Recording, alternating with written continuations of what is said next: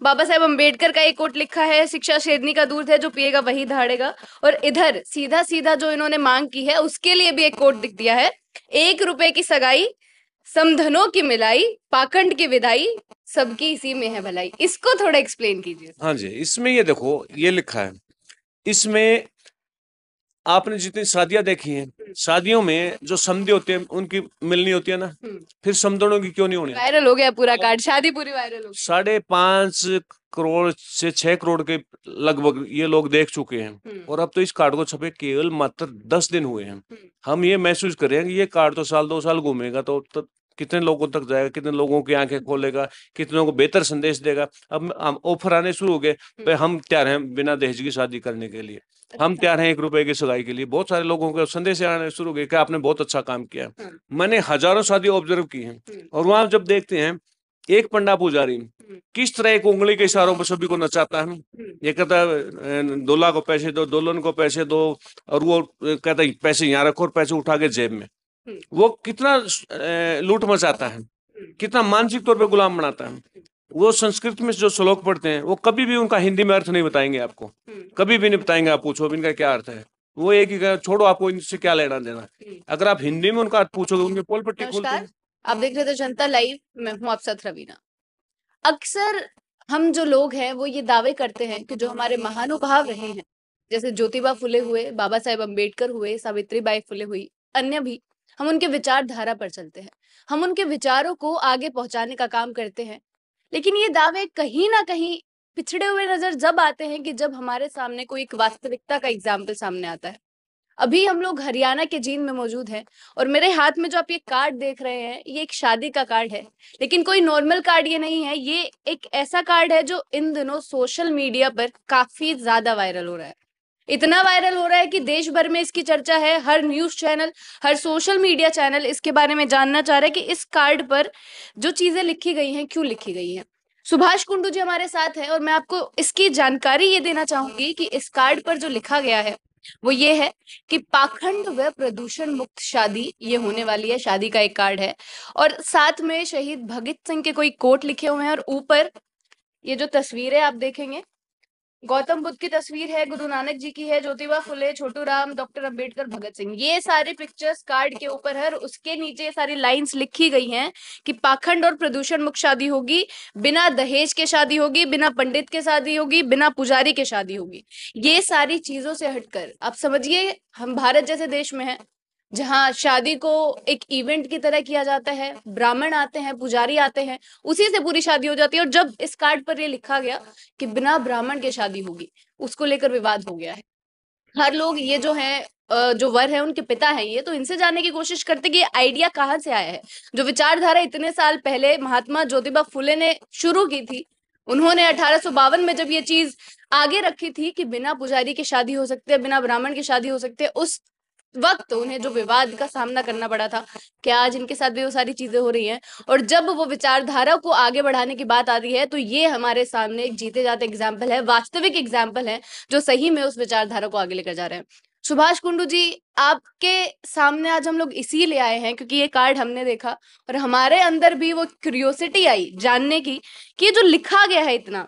बस शहीद भगत सिंह का एक और कोट इन्होंने लिखा है कार्ड के फ्रंट पेज पे, दुनिया का सबसे बड़ा अंधविश्वास ईश्वर में विश्वास करना है।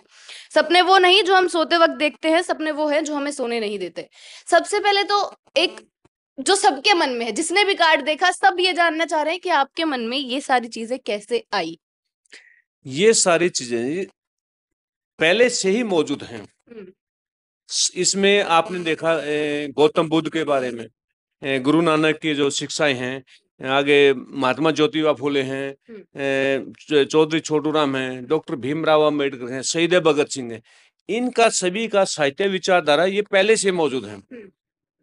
फर्क सिर्फ इतना है, इन लोग इन चीजों को, इस विचारधारा को, इन जो महापुरुष क्रांतिकारी हुए हैं इनकी विचारधारा को प्रैक्टिकल लागू करने की हिम्मत लोग नहीं जुटा पा रहे हैं। सबसे बड़ी समस्या है।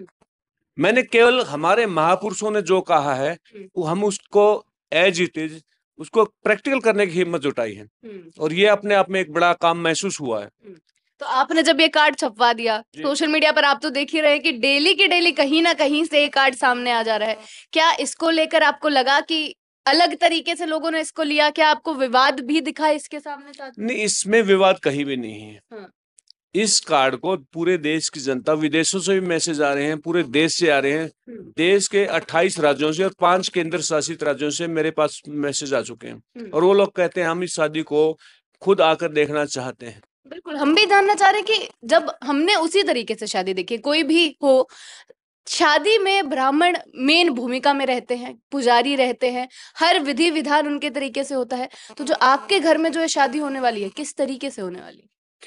ये देखिए जी, जो हमारे महापुरुषों की आइडियोलॉजी है, अगर आप महात्मा ज्योतिबा फुले की महत्वपूर्ण 2 किताबें का जिक्र करता हूं मैं, गुलामगिरी और किसान का कोड़ा, अगर वो दोनों स्टडी कर लो तो मेरे ख्याल कोई भी ये इस तरह के जो क्रियाकलाप शादियों में नहीं करोगे। अगर भगत सिंह को आप स्टडी कर लोगे, भगत सिंह का पूरा साहित्य बहुत ही बढ़िया है। शहीद भगत सिंह ने उसमें धर्म को, जाति को, राजनीति को, अंधविश्वास को, पाखंड को, रूढ़िवादिता को, साम्राज्यवाद को, पूंजीवाद को, सामाजिक ताना बाना है, यहाँ तक कि परमात्मा के बारे में भी है या नहीं, वहां भी अपना सब बिल्कुल सब साफ साफ लिखा है। भगत सिंह की जो आइडियोलॉजी थी, फिलोसफी, वो कितनी शानदार है। अगर हम उसको फॉलो करें, हमारे देश में अंधविश्वास पाखंड तो बचता ही नहीं है।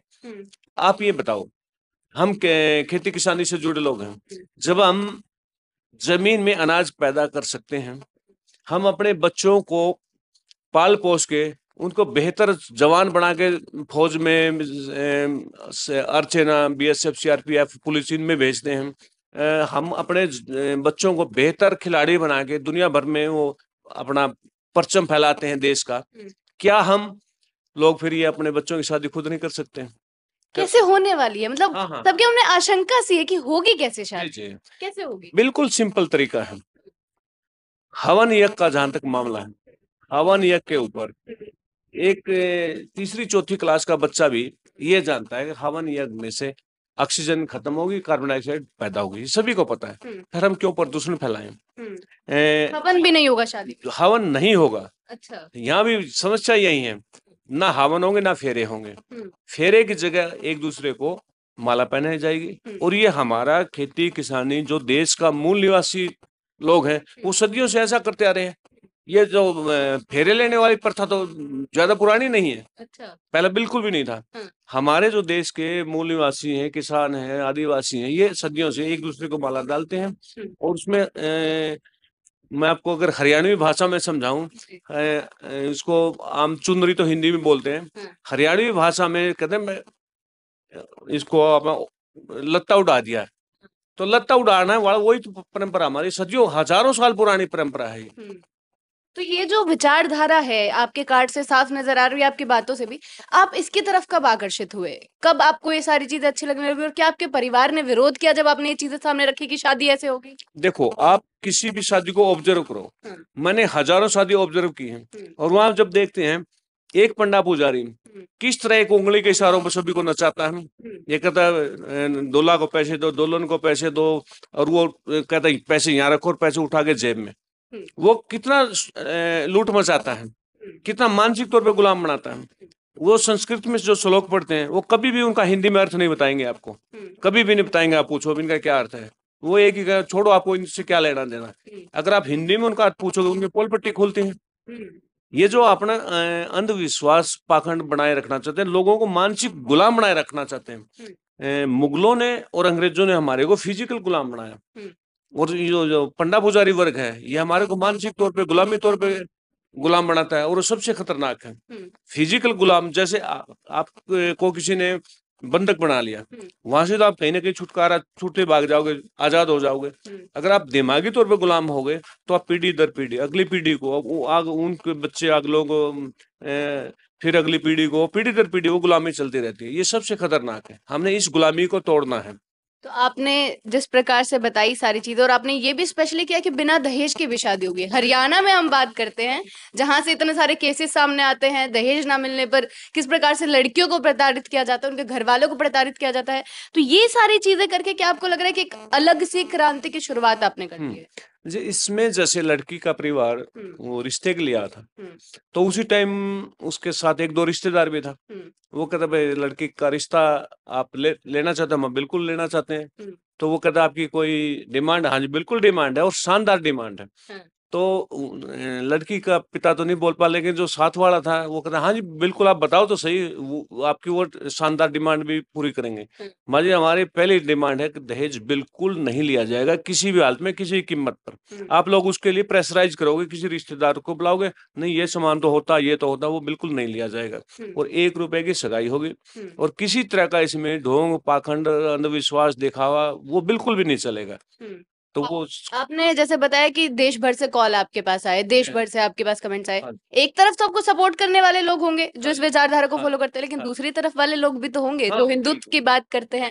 आप कुंडू हैं, जी, जाट हैं, जी। हिंदू में आते हैं जिस प्रकार से हम जितना जानते हैं, और फिर आप इन तरीके की चीजें बोल रहे हैं कि पुजारी को नहीं बुलाएंगे, ब्राह्मण को नहीं बुलाएंगे। क्या ऐसे कुछ भी कॉल्स आए, चेतावनी वाले, डराने वाले? नहीं, इस तरह के खूब कॉल आ रहे हैं, धमकी भरे भी आते हैं, खूब आते हैं। लेकिन तब जब ये सवाल आता है हिंदुत्व का, तब हम ये जवाब एक ही सवाल पूछते हैं।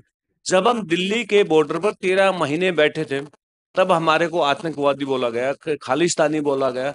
तब एक भी हिंदूवादी संगठन हमारे पक्ष में नहीं आया। तब तब तो हम खालिस्तानी थे, हिंदू नहीं थे।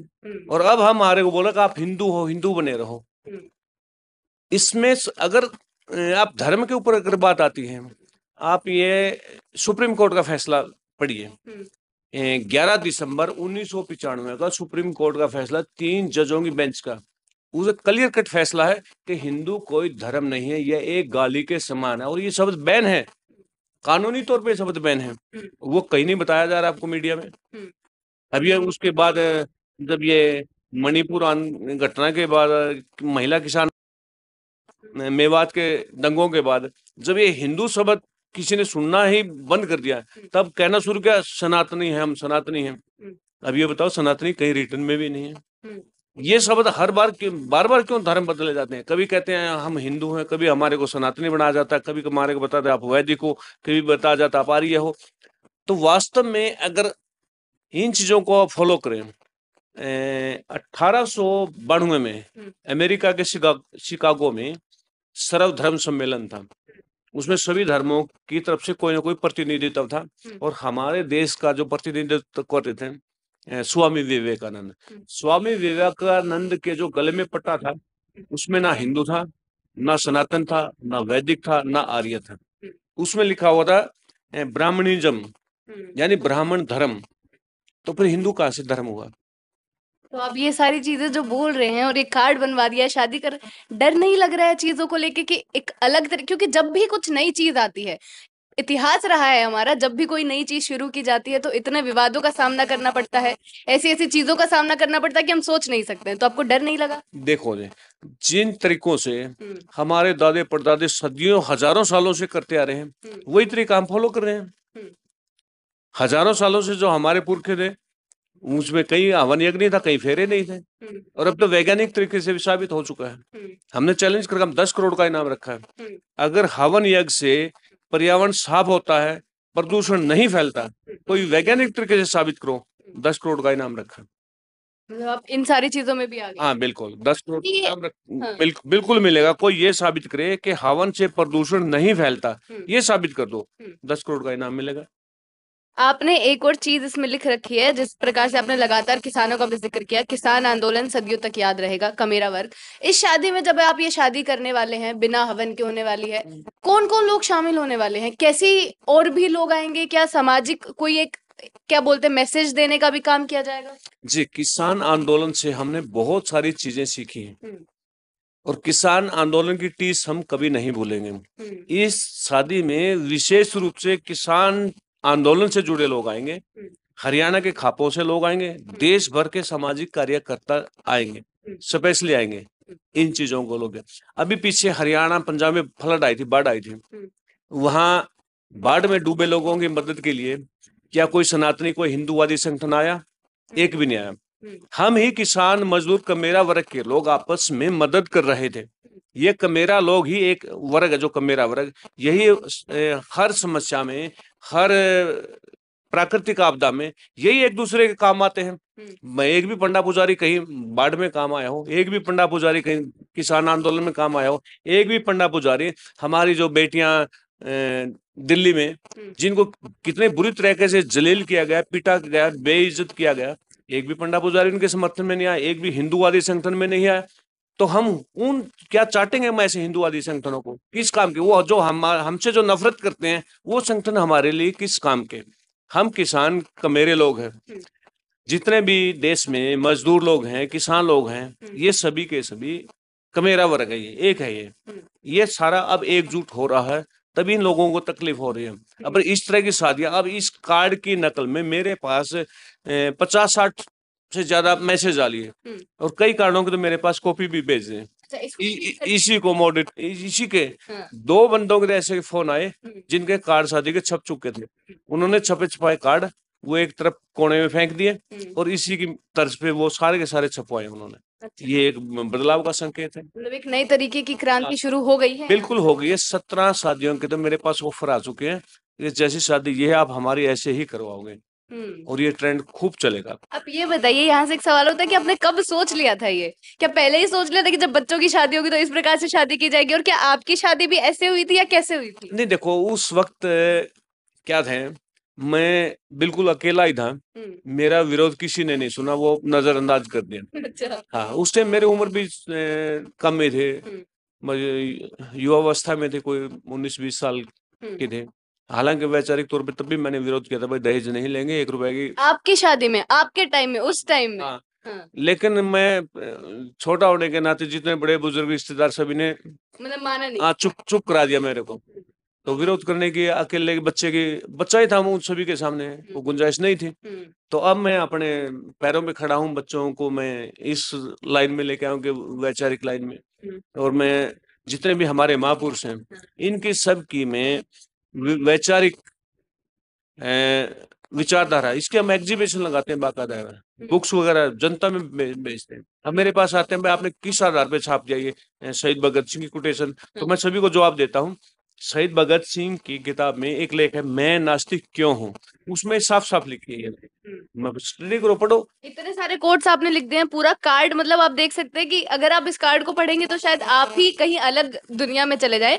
सर छोटे राम का इन्होंने लिखा है, ए भोले किसान दुश्मन को पहचान, मंडी और फंडे का विरोध कर। बाबा साहेब अम्बेडकर का एक कोट लिखा है, शिक्षा शेरनी का दूध है, जो पिएगा वही धाड़ेगा। और इधर सीधा सीधा जो इन्होंने मांग की है उसके लिए भी एक कोट लिख दिया है, 1 रुपए की सगाई, समधनों की मिलाई, पाखंड की विदाई, सबकी इसी में है भलाई। इसको थोड़ा एक्सप्लेन कीजिए। हाँ जी, इसमें ये देखो, ये लिखा है, इसमें आपने जितनी शादियां देखी हैं, शादियों में जो समधी होते हैं उनकी मिलनी होती है ना, फिर समधनों की क्यों नहीं होनी चाहिए? अच्छा, ये भी क्यों नहीं होनी चाहिए? समधनों की मिलनी होगी। उसमें हमने जो प्रोसेस है, बारात की जब विदाई होती है तब किस तरीके से विदाई होती है, वो मेहंदी के लगाते हैं, वो ऐसे थप्पे बोलते हैं। हमारे हरियाणा में होता है कि जब विदाई होती है तो मेहंदी से हाथ भिगा के कुर्ते पर लगाए जाते हैं। तो वहां ये सवाल आता था, कई बार हम सुनते भी थे कि भाई कम से कम आ रहे को प्रेम प्यार से तो विदा करो, आप तो इनको 2 हथड़ मार के विदा कर रहे हो। अच्छा। तो हम उसकी वो 2 हथड़ मार के विदा करने की बजाय महिला समधनों की मिलाई करवाएंगे विदाई में।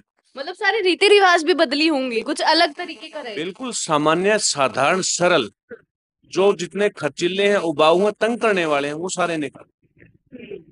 इधर बोल रखा है कि पाखंड की विदाई सबकी इसी में भलाई। हम इसमें बच्चों के एक दूसरे को वरमाला डालेंगे तो वहां पर भारत के संविधान की शपथ लेकर हमारे महापुरुषों के साक्षी मानकर बाकायदा हम वहाँ शहीद भगत सिंह की फोटो रखेंगे, महात्मा ज्योतिबा फुले की फोटो रखेंगे, चौधरी छोटू राम की फोटो रखेंगे, डॉक्टर भीमराव अम्बेडकर की फोटो रखेंगे, उनकी तस्वीरों को हमारे महापुरुषों को साक्षी मान के। अभी कहते हैं अग्नि को साक्षी, अग्नि कहीं ये बोलना है कि मैं गवाह थे, गवाह तो इसमें होंगे लड़की के माँ बाप, लड़के के माँ बाप, लड़की के दादा दादी, लड़के के दादा दादी, वो गवाह होंगे और वही महत्वपूर्ण है। और ये सारी फोटोज। हाँ, ये आप ये बताओ, एक पंडा पुजारी की बजाय हमारे महापुरुष ज्यादा महत्वपूर्ण है या नहीं? मैं आपसे पूछता हूँ। बिल्कुल है, और हम ये जनता से पूछेंगे कि जनता हमें बताए कि जो आपके विचार हैं, क्योंकि हमें इतना अलग ये कुछ लगा कि हम भी हरियाणा की जींद तक आप पहुंचे कि आपसे ही जाने कि इस कार्ड के पीछे की जो आपकी विचारधारा रही है, जो आपकी सोच रही है, कब से आप ये फॉलो कर रहे हैं। और आपने खुद बता दिया कि 17 और शादी इस तरीके की आ गई है, तो अगर एक शुरुआत होती है तो उसके बाद फिर लोग फॉलो करना शुरू करते हैं। बिल्कुल फॉलो करते हैं। हाँ। मैंने अपने बच्चों को भी ये कह दिया था, और मैं औरों को भी बोलता था, आप लड़की की शादी पे जितना खर्च करोगे, आप वो सारा खर्च एजुकेशन पे खर्च कर दो। बहुत सही। हाँ, मैं अपनी बेटी को डॉक्टर बनाया, मैंने उस टाइम में कहा अगर मेरे को मकान बेचना पड़े मकान बेचूंगा, बच्चों को बेहतर पढ़ाऊंगा, लेकिन शादी बिल्कुल सरल करेंगे। वो आपके सामने। बिल्कुल सर, एक आखिरी सवाल से खत्म करेंगे क्योंकि काफी लंबी चर्चा हो गई है। जब हम ये कार्ड देख रहे थे सोशल मीडिया पर, उसके कमेंट्स पढ़ रहे थे क्या क्या रहे, तो बहुत सारे लोगों के उल्टे कमेंट्स भी थे। वो लोग ये बोल रहे थे कि क्या चीज है ये, मतलब ना कभी सुना ना कभी देखा, बिना पंडित के शादी किसने सोचा है, किसने सोचा भी है। शायद उन लोगों को ये पता नहीं है कि महात्मा ज्योतिबा फुले ने बहुत पहले इस चीज का अनावरण कर दिया था, शुरुआत कर दी थी कैसे हो सकती है, लेकिन शायद बीच में सब लोग इसको भूल गए। अब दोबारा शुरुआत हो रही है, तो आपके अंदर ये जो चीज आई कि ऐसे कर देता हूँ शादी, हरियाणा में रहकर, जहां बोला जाता है कि लोग इतना सोचते नहीं है, अपने काम पर ध्यान देते हैं, कमेरा वर्ग आपने क्या है, इसकी थोड़ी सी कहानी शॉर्ट में हम जानना चाहेंगे। ये देखो जी, हमारे देश में कमेरा वर्ग को किस किस तरीके से लूटा जा रहा है। ये जो शादियों का सारा ताना बाना है, इसमें कमेरा वर्ग को लूटा जाता है। अब तीर्थ यात्राओं को देखो, तीर्थ यात्राओं में कमेरा वर्ग को लूटा जाता है। इसके पीछे क्या है? पूंजीवाद, बाजारवाद है, और जिसको आप ब्राह्मणवाद बोलते हैं, वो सारा का सारा इस तरह जकड़ रखा पूरे समाज को कि उनके शिकंजे से आप बाहर नहीं निकल सकते। अब किसी की मौत हो जाए, किसी के कोई जवान लड़के की मौत हो जाती है, वहाँ अड़ोसी पड़ोसी के घरों में भी तवा नहीं चढ़ता, यानी खाना नहीं बनता अड़ोसी पड़ोसियों के भी। और वहाँ एक पंडा पुजारी आता है, वो हलवा खीर खा के चला जाता है, माल पूड़े खा के चला जाता है। क्या वो सही है? उन लोगों का, ऐसे लोगों का क्या विरोध? ये परंपराएं क्या तोड़ी नहीं जानी चाहिए? जो असामाजिक हैं, गलत कुरीति हैं। लेकिन सर, परंपराओं को तोड़ने से डर लगता है लोगों को, भय लगता है कि अगर परंपराएं इतने समय से चलती आ रही है, अगर कोई उस पर सवाल उठाएगा तो शायद उसके अस्तित्व पर ही सवाल कर दिया जाएगा। जी, मैं आपका बेहतर सवाल है, अगर मैं आपको सरल भाषा में समझाऊं, अगर आज प्रथा के नाम पे, परंपरा के नाम पे, अगर सती प्रथा लागू करके आपको जिंदा जला दिया जाए, क्या वो सही होगा? बिल्कुल। आप कल्पना करो, अगर हम एक हल्की सी कोई तिल्ली अपने चमड़ी के लगाते हैं तब भी कितनी तकलीफ होती है, और एक जिंदे इंसान को परंपरा के नाम पे जलाना कौन सा समझदारी है? मैं आपको बताता हूँ, ये सामाजिक बुराई आपको पूरी दुनिया में कहीं नहीं मिलेगी जो हमारे देश में है। पूरी दुनिया में भारत अकेला देश है जहाँ छुआछूत है, और कहीं नहीं मिलेगी आपको। भारत इकलौता देश है जहाँ ये सती प्रथा हुई थी। भारत इकलौता देश है जहाँ ये छोटे बच्चों को परंपरा के नाम पे मार दिया जाता था। मैं आपको राजस्थान का एग्जांपल देता हूँ। केंद्रीय मंत्री था जसवंत सिंह, उसके गांव में 117 साल के बाद कोई बारात आई थी। 117 साल के बाद, 117 साल तक कोई बारात नहीं आई उस गांव में। कारण, लड़कियों को मार देते थे, लड़कियों को जिंदा ही नहीं छोड़ते थे। क्या वो प्रथाएं अच्छी थी? क्या उनका विरोध नहीं किया जाना चाहिए था? हमारे जो महापुरुष हैं, आप ये देखो, शहीद भगत सिंह का साहित्य पढ़ो, महात्मा ज्योतिबा फुले का पढ़ो, पेरियर का पढ़ो, कबीर दास का पढ़ो, गुरु रविदास का पढ़ो, गौतम बुद्ध का पढ़ो, इसका मुंशी प्रेमचंद का पढ़ो, राहुल सांकृत्यायन का पढ़ो। कितना अच्छा साहित्य है।